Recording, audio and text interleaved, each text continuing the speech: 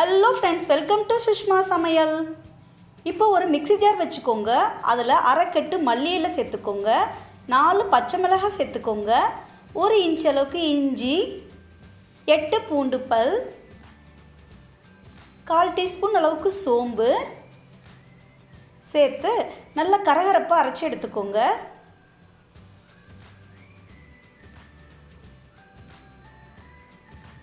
இப்போ ஒரு கடாய் வச்சுட்டு 3 டேபிள் ஸ்பூன் எண்ணெயை சூடு பண்ணிக்கோங்க.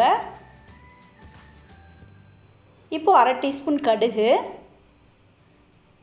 ஃப்ரை ஆனதும் ஒரு வெங்காயம் சேர்த்துக்கோங்க, 2 பச்சை மிளகாய் சேர்த்துக்கோங்க, கொஞ்சம் போல் கருவேப்பிலை எல்லாம் சேர்த்து கண்ணாடி பதத்துக்கு வதக்கிக்கோங்க.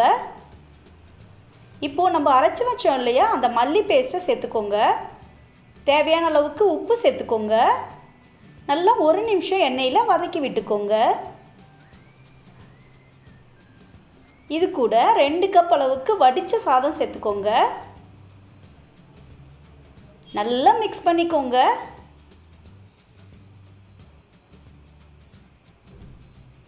இப்போது இது தனியாக எடுத்து வச்சுக்கோங்க. இன்னொரு கடாயில் 2 டேபிள் ஸ்பூன் அளவுக்கு எண்ணெய் சேர்த்துக்கோங்க. 2 டேபிள் ஸ்பூன் அளவுக்கு கடலைப்பருப்பை 1 மணி நேரம் தண்ணியில் ஊற வச்சு தண்ணி இல்லாமல் சேர்த்துக்கோங்க. நல்லா 1 நிமிஷம் எண்ணெயில் வறுத்துக்கோங்க. இப்போது 1 டீஸ்பூன் அளவுக்கு உளுந்தம்பருப்பு, 2 டேபிள் ஸ்பூன் அளவுக்கு வேர்க்கடலை சேர்த்துக்கோங்க. நல்லா பொன்னிறமாக வறுத்துக்கோங்க. இப்போ ஸ்டவ்வை சுவிட்ச் ஆஃப் பண்ணிவிட்டு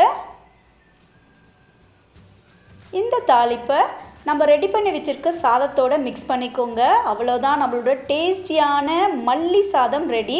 இதை ரைத்தாவோட சேர்த்து சாப்பிட்றப்போ சூப்பராக இருக்குங்க.